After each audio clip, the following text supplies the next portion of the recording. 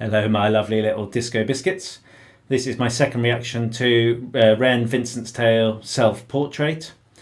The reason being, for Sunflowers, I waited a few days, didn't watch the video, read a few comments and things, was very transparent about that in my reaction. And then when I watched it, I was able to have a more informed view based not just on our previous knowledge together of previous tales, but based on some comments in my Discord and on REN's video on YouTube. I was able to piece it together a little bit more. This time, I wanted to put out a reaction straight away, which was just my gut reaction. I was pretty much lost for words. I was pretty much speechless, and I didn't necessarily add much value in that reaction. I just wanted to get one out there. I did promise at the time that I would come back with more of a deep dive. Now, in my Discord channel, I put a Google document and invited people to add comments time-stamped to both the countdown to self-portrait and self-portrait itself. So some comments have made their way into that document, and I'm just going to sort of work my way through them, really. Hopefully it will add some thoughts that you haven't necessarily kind of encountered elsewhere in other reactions, and it might be a little bit wooden. That's what he said. Might be a little bit wooden and stilted as I move from screen to screen and I'm reading out comments from members of the Discord community as we reach certain timestamps. So it's not going to be organic and flowing. It's not meant to be that sort of video. You can watch my initial reaction for that. Okay, so this is the countdown, the official premiere countdown, which REN posted onto REN Makes Stuff, his other YouTube channel. If you're not subscribed to that, go ahead and subscribe. It's tiny writing on my screen. I think it says 101 or 111,000 subscribers. So still plenty of people that subscribe to REN's main channel that haven't subscribed to REN Makes Stuff. Go ahead and do that. This premiere I thought was cool at the time. When I first watched it, I didn't really think much of it other than being envious that REN's found a way to have custom countdowns and nobody else I know on YouTube has. But apparently there was lots of meaning, of course, embedded within, because it's REN. And my Discord community have picked out just a few moments, so let's have a look.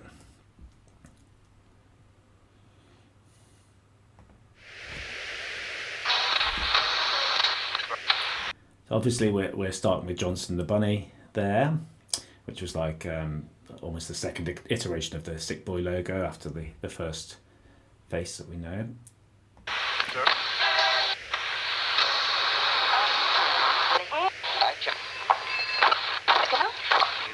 I'm going to leave subtitles, closed captions on for both of these videos, by the way. I don't normally do that, but I just think it'll help me correlate with the timestamps and the comments from Discord.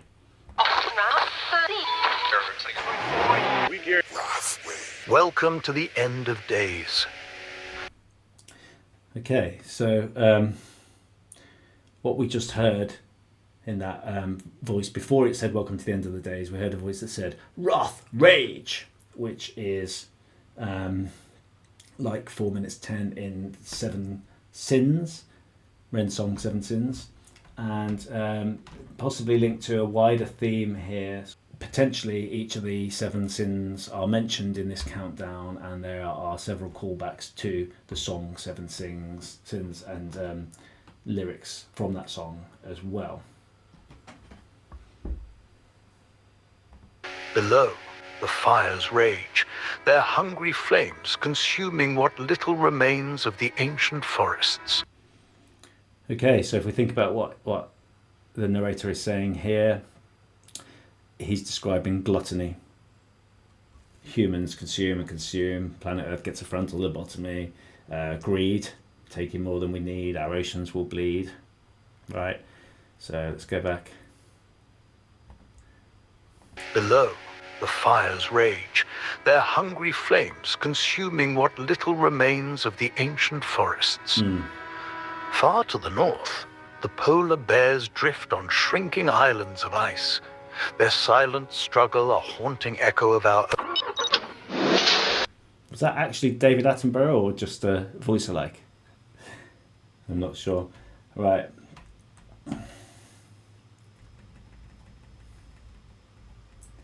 Let's keep watching.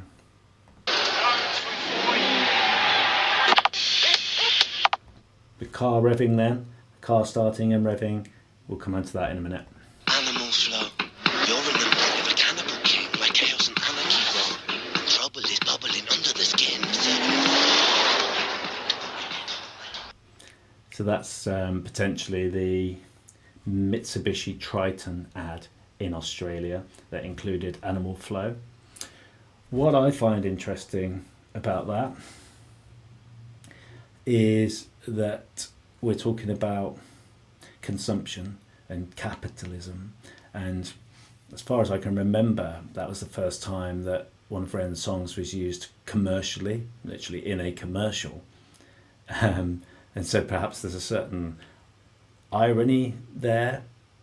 I was going to say hypocrisy, not to criticise REN, but because it links into his whole themes, through all of his songs about we're all part of the money game. We're all complicit in it.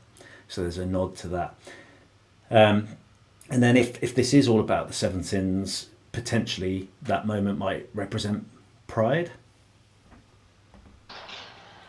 Another Triton on the loose. Coming up, I do really like Pigman. I had such a good chat with him last night on the terrace, and he is my type on paper. This made me laugh so much the first time. So it sounds a bit like... Yeah. I don't want to put all my eggs in one basket, because obviously I do want to get to know everyone. Mm-hmm. Like, it is... As news is. Sounds a bit like Love Island, possibly representing lust and sloth, that kind of thing. Tina Tell tells us this may be a once-in-a-lifetime event for some people.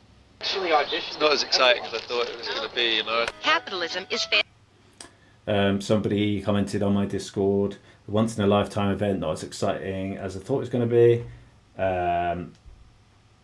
Somebody's put, that's Josh speaking about the eclipse with Webby. So that's something that they experienced recently.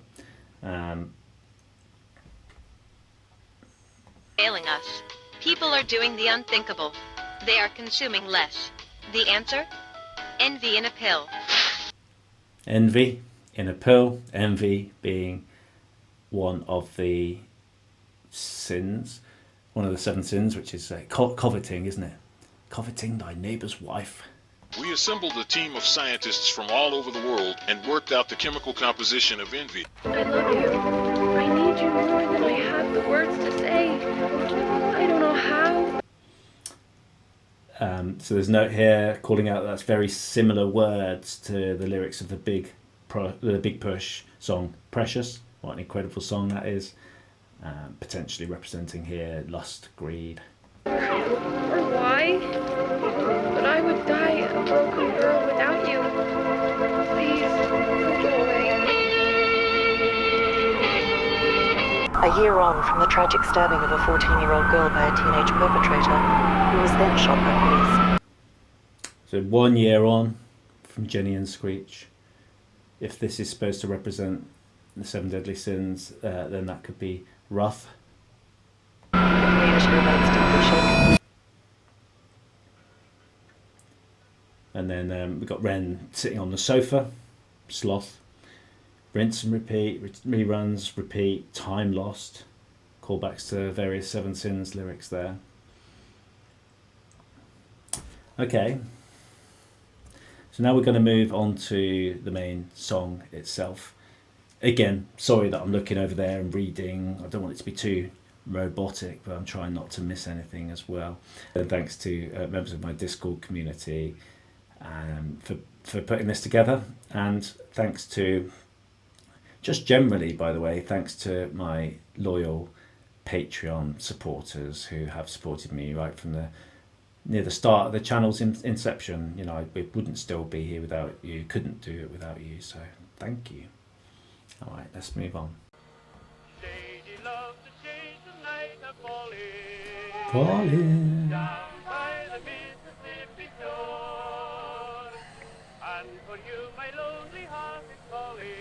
Calling.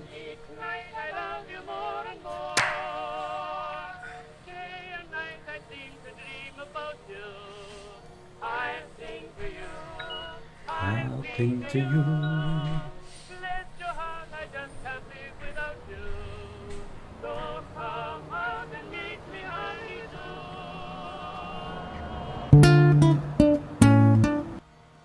So the first thing to say is that appears to be the same bar scene that the intro, Sunflowers, finished with.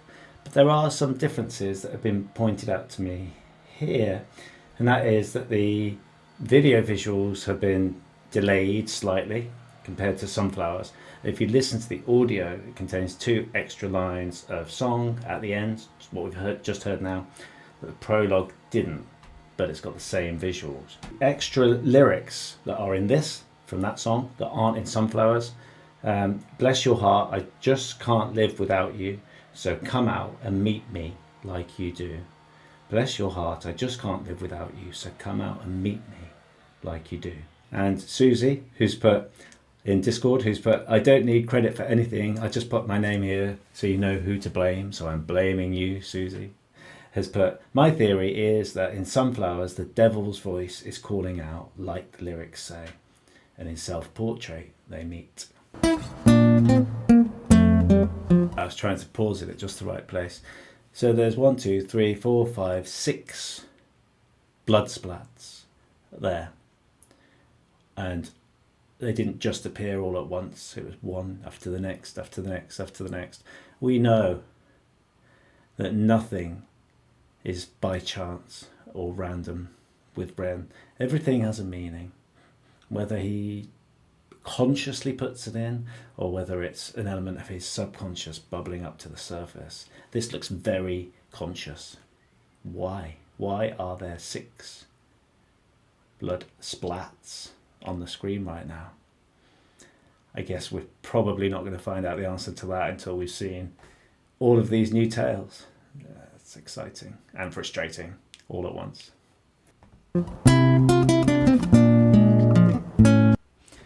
Opening scene, many people I've seen have put about this being a nod to the Vincent van Gogh painting Cafe Terrace at Night. I'll put an image up there so you can see the similarities with the lights and everything. What's interesting is that somebody's put, many people think that this painting is about social isolation, as the figures are so spaced out and seeking greater connection due to the vast starry night sky. So social isolation and seeking connection. Potentially the interconnectedness of us all and of the universe as well. Susie's put, Vincent van Gogh painted another cafe scene in the same year called The Night Cafe, and he wrote this to his brother. In my painting of The Night Cafe, I've tried to express the idea that the cafe is a place where you can ruin yourself, go mad, commit crimes. You don't get much more apt than that, do you? I tried to express the idea the cafe is a place where you can ruin yourself, go mad, commit crimes. Now, the Druid's Head is a real pub in Brighton. I was there just recently when I went to see The Big Push. What an incredible experience that was. Afterwards, Ren asked everyone not to sort of crowd him, not to necessarily queue up. A few people were able to queue up if they bought merch and get signatures and things. But really everybody was respecting the fact that he just needed to sit on the floor and have a bit of him time. After he'd had some rest, Simon from the Shell shop, who was instrumental in making sure that not just me, but my son, my 12-year-old son, were able to be in the right place at the right time for that gig and to have essentially front row seats in the pizza restaurant next door, right next to where Ren was stood for most of the gig. What an incredible experience. But after Ren had a bit of downtime afterwards, Simon, unbeknownst to me, Simon went up to Ren and said, "Would you mind just meeting Disco Doc's son?" So I've already met Ren and had a cuddle and a chat. I didn't expect anything myself. But my son got to meet him and got to, do the usual stuff, tell him how much he loves his music and what a big fan he is and all that. I think he did. And Ren gave him a bit of a cuddle and signed his t-shirt. And then he looked up to me. We have met before. He looked up to me and he just said, "Thank you." He looked me right in the eye and he just said, "Thank you. Thank you for all that you do for me and that you keep doing for me." And what really hit me, not just being thanked, like somebody showing appreciation for what you do to support them is amazing, but the fact that Ren is so humble, right? He just put on a gig which was song after song after song after song. If you'd paid a few £100 for that, you would have felt like you got good value for money, with the rest of the Big Push, of course, bringing their magic. But to just be sat cross-legged on the floor, to stand up, to give my son a cuddle, sign his t-shirt and just look me in the eye and give me that message, it really, really did mean a lot. And it, it's a testament to what sort of person Ren is, his integrity, his commitment to not joining the world of celebrity and signings and labels and all of that sort of culture, modern culture, those elements of modern culture that he steers clear of, for keeping himself grounded, for keeping himself a man of the people. I truly believe that will always be the case, and it's part of what appeals, I think. What a legend. Absolute legend. Big up, Ren. Oh, by the way, on that trip, I've just remembered this now. My son and I got a train from Brighton to Arundel, which is about an hour on the train, or an hour's drive out from Brighton. Beautiful Arundel Castle, absolutely gorgeous there. But what were we to see near the train station but an exhibition of all about Van Gogh's sunflowers, with these painted tiles, mosaics and stuff from school children, all about sunflowers. And what do we see here? Joy on your journey, smiling faces, the colour of sunshine, light our path ahead, children's care and laughter brings Vincent's sunflowers to Arundel. So I don't know how long they've been there, but is it possible, just being an hour away from Brighton, that this is one of the things that Ren saw and consciously or subconsciously bubbled up into becoming Vincent's Tales?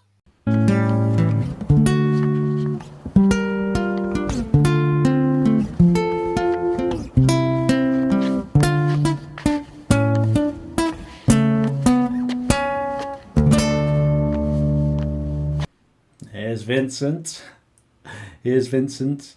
I know that Knox said that when he met Aaron, the guy that plays Vincent, he thinks he said that he doesn't play guitar. So I guess he's not actually playing guitar here.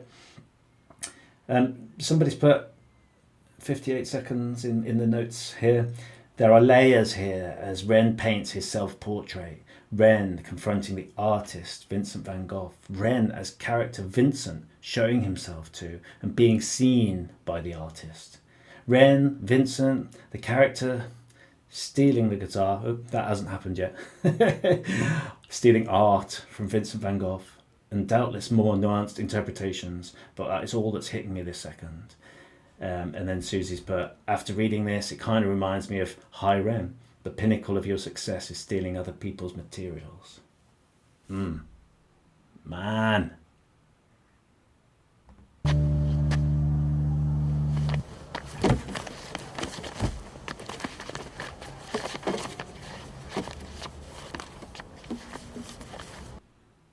And now he's actually stolen the guitar. I came a bit early with the last one, didn't I? That's what he said. So the next point here, I question whether the guitar is a symbol for something. In the prologue, we see it just laying in wait.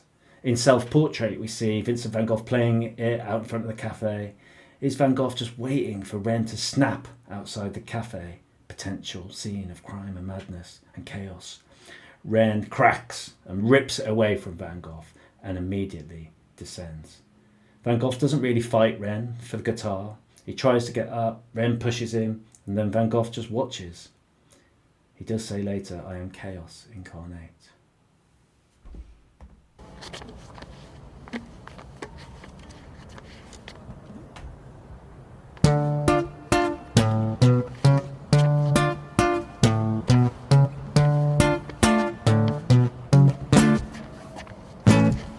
Come on, let's have it, you miserable prick. I will do what I want, I will drink till I'm sick to my stomach. Same boring songs, I am sick of these pavements I find myself on. Great Britain, I hate you, I'll say that with pride. It's my right to be violent when you fed me lies.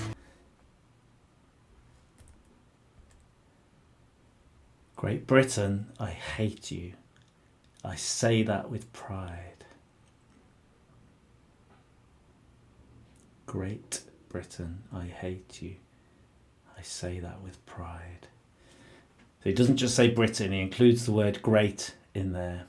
And that adds to this sort of contrast, doesn't it? So it's great, but he hates. That also gives that internal rhyming scheme. He's great, but he hates it. But he doesn't just like begrudgingly hate it.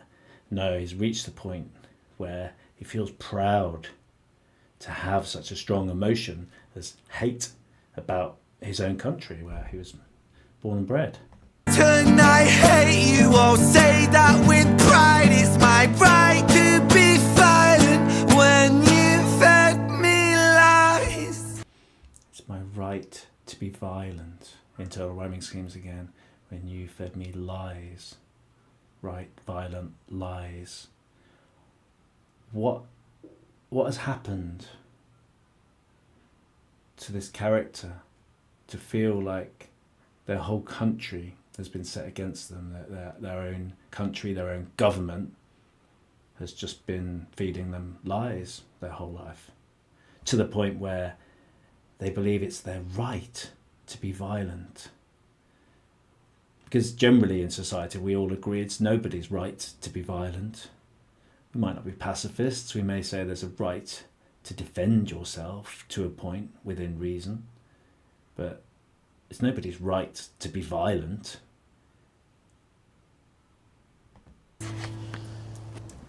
I'm a rotter, a menace when I want to be, and I've worked for that right because nothing comes free. I have slaved all my life in the dull 9 to 5. I just rinse and repeat while I'm barely alive. Great Britain, I loathe you with murderous glee. I will do to this country what you've done to me. Destroy. Great Britain, I will do to this country what you've done to me. I'll do to the country what the Dutch country has done to me. Destroy.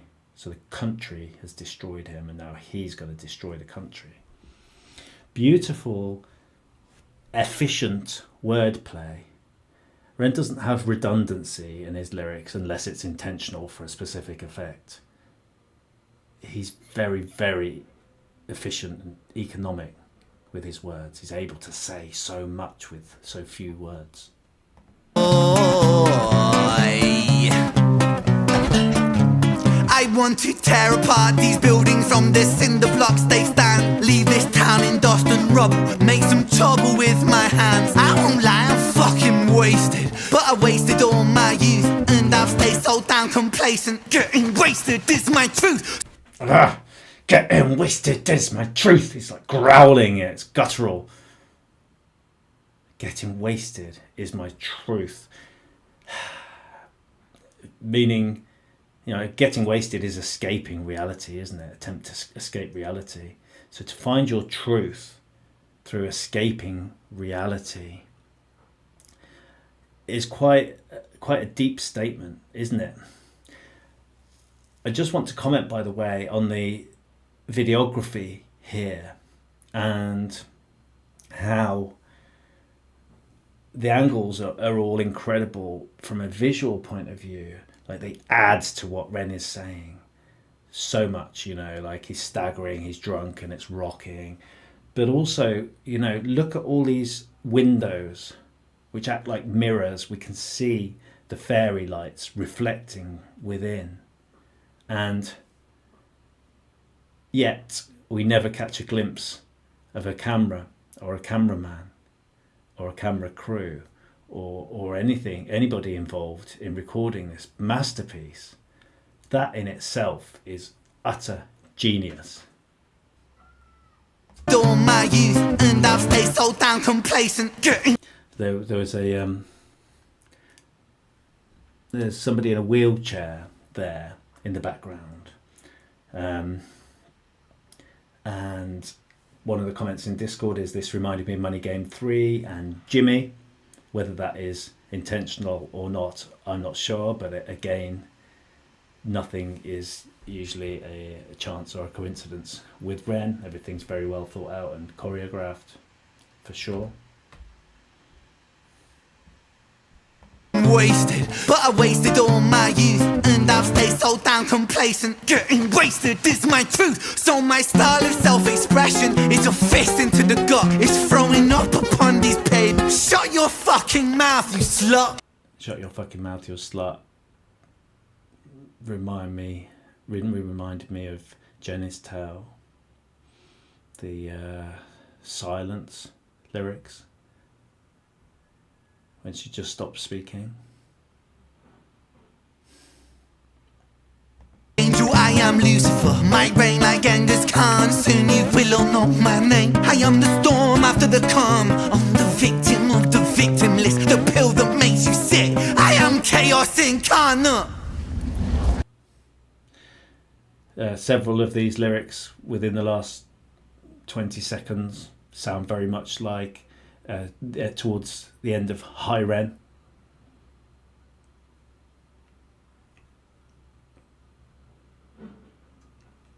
The bit with all the discordant notes when he's talking about, being Lucifer, essentially. Let's fucking have it then, you prick! Call back to Screech. Screech's Tale. Come on then, you fucking cunts. Let's fucking have you there. You fucking cunt, let's have you there. I think that's aimed at Richard, isn't it? In the Screech's Tale. Now the rules of the street fight are simple. He's looking straight at us. It changed. He's looking straight at us. He's talking to us. He uses a different vocal tone. And importantly, he's broken the fourth wall. The idea in theatre that you've got the stage, and you've got the wings, and you've got the wall, which are two walls, and then the wall behind you, but the wall in front of you as an actor is the invisible wall, the glass wall, the transparent wall between you and the audience. It's the fourth wall. And if you address the audience directly, in other words, you come out of character almost and talk to them as if you are talking to them, not as if you are in the play at that moment, then that's called breaking the fourth wall. And that's exactly what Ren says that he is about to do and does in REN. So it's another callback to that. It's pretty much anything goes. Keeping the street pretty firm on your feet. It pays to be sweet on your toes. And fools they have fallen for. Oh, sorry. And on breaking the fourth wall, Elizabeth has written here, reminiscent of a stage production such as Hamilton's 10 Dual Commandments. 10 Commandments, obviously highly linked with 7 sins, which we've talked about already. And I should have mentioned earlier that when I was talking about callback to Screech's tale just now, that was a comment from Pepper in the Discord, and Pepper, Elizabeth and Susie have contributed a lot of these comments, but lots of other people were putting them in the thread too before we populated this spreadsheet. Clumsy mistakes, late to react, cop the fist to the face. Now the rules of the street fight are simple. Break that little prick's nose. Throw a punch, you swallow it, follow it, grab the collar, quick hollow tip like karate kick, martial art master, spark a bitch, park a fist on the landing strip, carnage, it finds the cartilage, karma serve like a carbonated cola on the crucifix, kill. Vincent wanna kill, who blood gets spilled, move double that rude boy, kill or be killed. Do it for the fun, blood, do it for the thrill. Blue lights, boy, run, blue lights, boy, chill.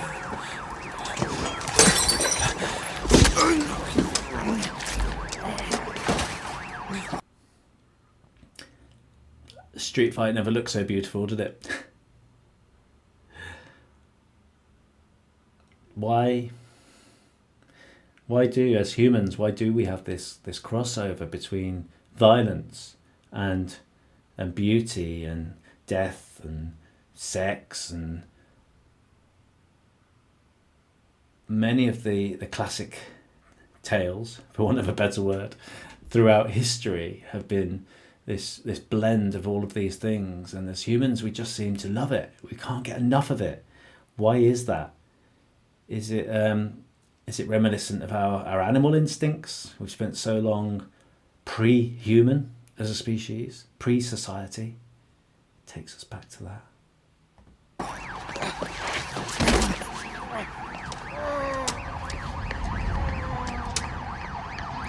The thumping and the camera turning like that, of course, is just like at the end of Screech's tale. Beautiful, gorgeous cinematography, breathtaking.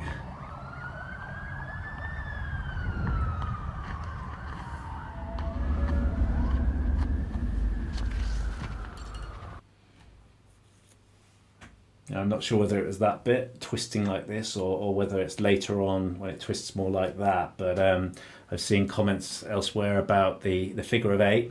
Maybe it's both.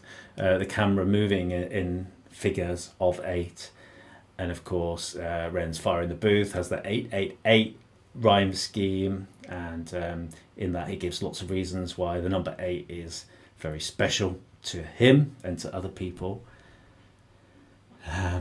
Could it be, and in this context, could it be about a single act of tragedy versus the concept of infinity, or just to say that violence will go on and on and on? In other words, intergenerational, get passed down, through generations, as we saw in the Tales of Jenny and Screech.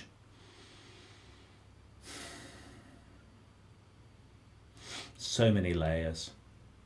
So many layers.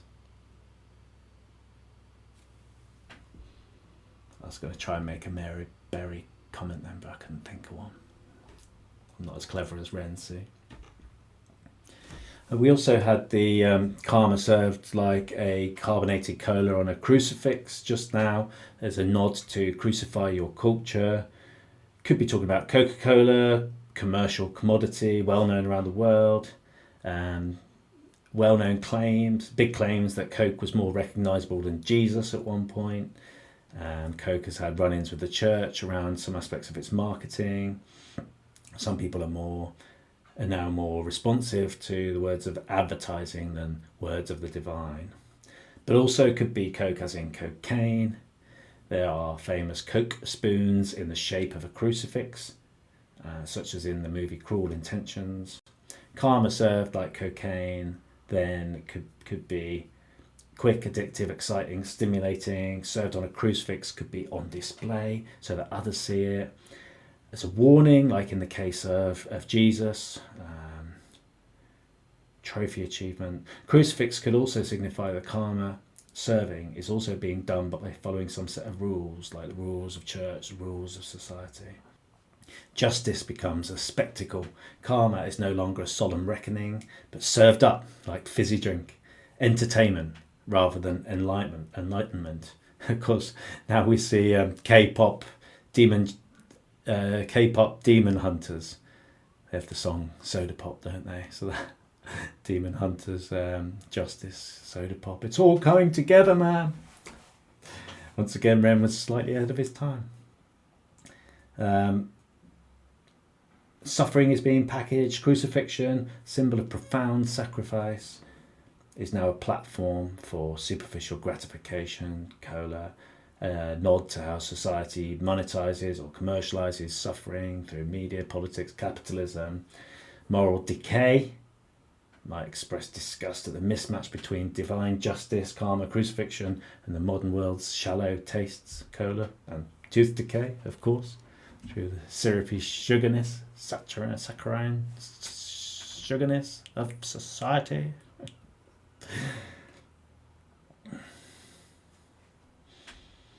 Seeming to express the perversion of justice, spirituality, and meaning in a consumerist or postmodern society, where even cosmic retribution comes in a cheap and fizzy and disturbing form, mockingly placed on what was once sacred.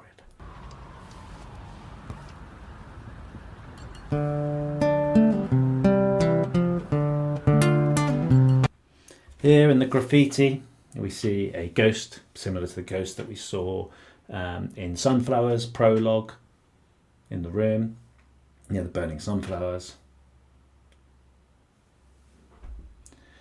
Susie has put, I did see that this was already there when they were searching out locations in the BTS video, so it's not something that they've sprayed on or added themselves, but it might be part of the reason why they chose this location, or might be why they put the ghost in the first one to then nod to this.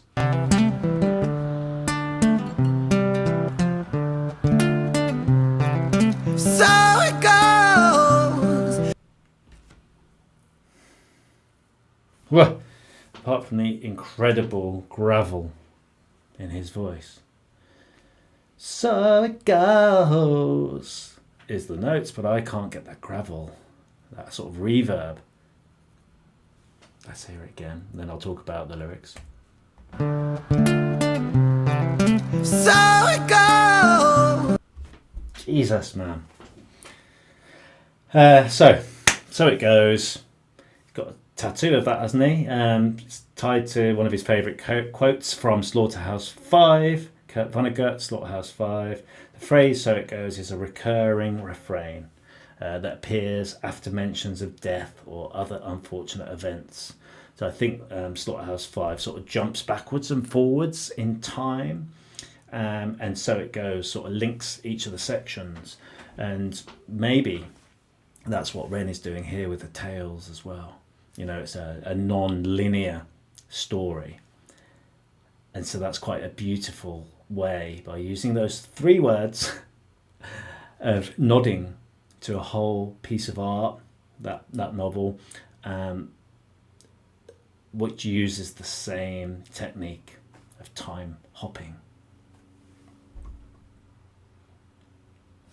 In the absence of light reminds me of the monologue in High Ren, and talking about the pendulum swinging, and the more intensely that the light shone, the darker the shadow it cast.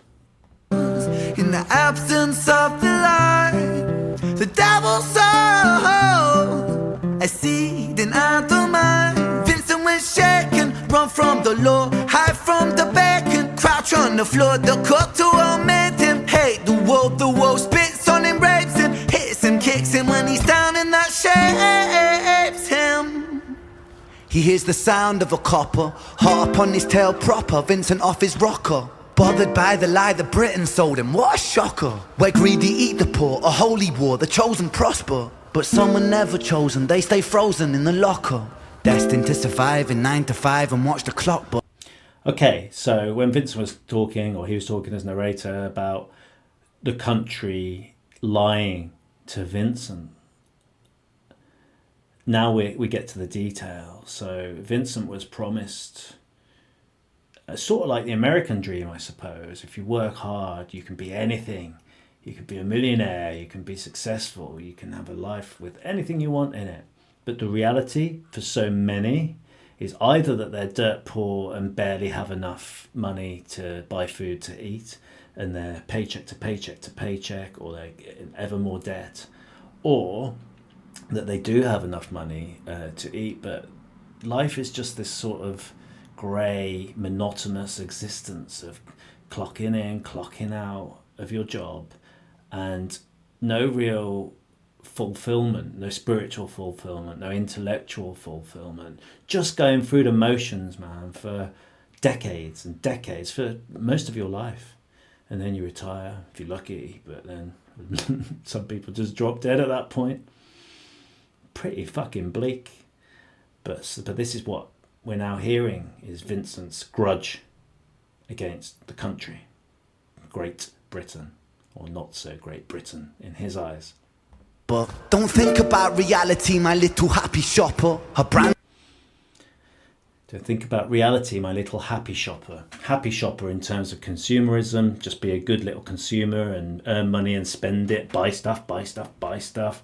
Happy shopper was a store a chain in the, I don't know, 20 years ago maybe, which was focused on price, low prices, hence the name Happy Shopper, and therefore was really targeting lower socio-economic profiles. In other words, people with less money, poorer people. And it sounds like, that's where Vincent has been sort of trapped in that sort of area. I've just paused it on a brand new show on Netflix to distract you from the horror. Still waiting for REN's brand new show on Netflix. Wouldn't that be glorious? I hope he gets his wish and he's able to do it at some point. Of course, he needs to actually focus. Allow himself the time to focus on achieving that, if that's what he wants to work towards. It'd be a huge amount of work, and he's always moving in 10 million directions at once. He's playing that 5D chess, 9-dimension chess. It's incredible to see it unfold and to look back and think, fuck, that's what he was thinking when he did that. That's what he really meant when he did that. And this is how all of his things tie together. He's a genius. He's a genius, and I don't think his full genius will be recognised for a long, long time, if at all, sadly. But I hope it is. And you show on Netflix to distract you from the horror, and swallow all your morals for a retweet or a follow, and shadow ban the problem man a soul for $1. Swallow all your morals, they're a poor man's quality. That's Money Game. A lyric from Money Game, but also they're a poor man's quality. What have I just been saying about socio-economic stuff? Clever bastard. Clever bastard. And keep the fight amongst yourself, don't think about the squalor. The systems don't impose it, or the rules that we all honour. And fuck it, Vincent cooked to boiling point, he's cannon fodder. So what's the use in running, he's already in the locker. Cannon fodder, already in the locker, hurt locker, already in pain. So what's the point? Cannon fodder was generally, I've got this over here, so I'm looking over here. Cannon fodder, generally the poor, working class, regarded as such. Originally from the French phrase chair à canon, meaning cannon meat. If you don't know how to pronounce a French phrase properly, by the way, just do that, right? Chair à canon. Is that convincing? Cannon meat, used in the Napoleonic era to describe soldiers expendable in the face of artillery fire. Disposable resources in warfare. Wow. So the poor are nothing but materials to be used, to be moulded and used up in the hands of the rich, and then spat out, thrown on the floor, trodden into the ground, kicked down the drain, in the gutter and down the drain, when they're no longer needed. Ugh! Doesn't it make you mad? Doesn't it make you furious? But we're all complicit. We all know it's going on. We all allow it to go on, right?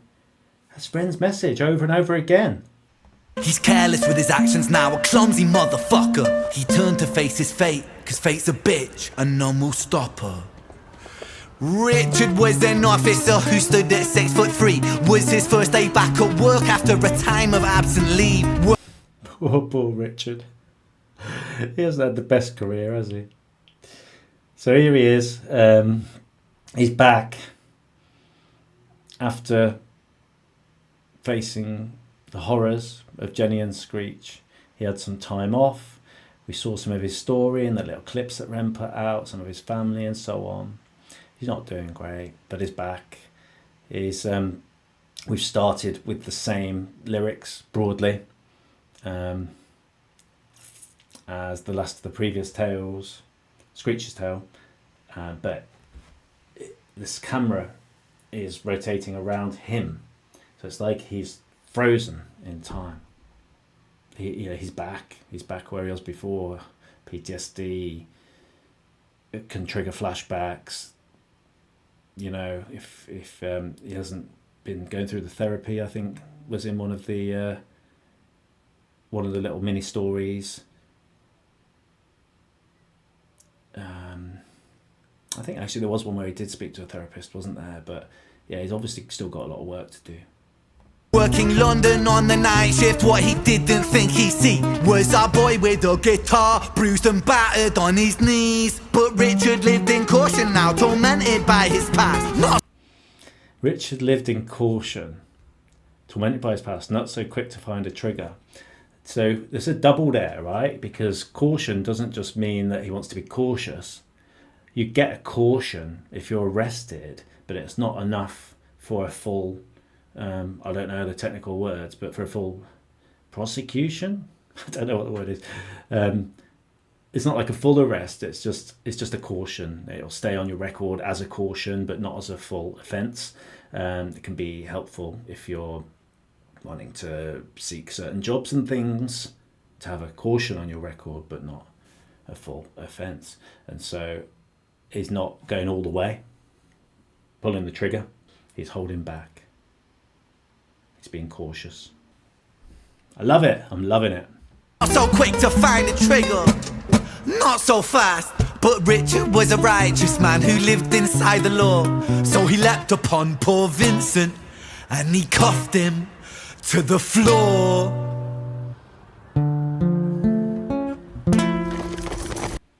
The camera again was doing sort of eights around them.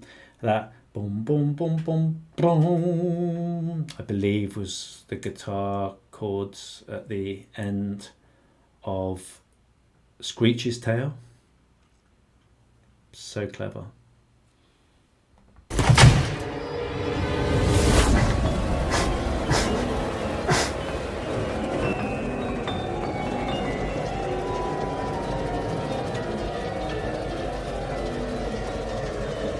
Big up Sam and Bo.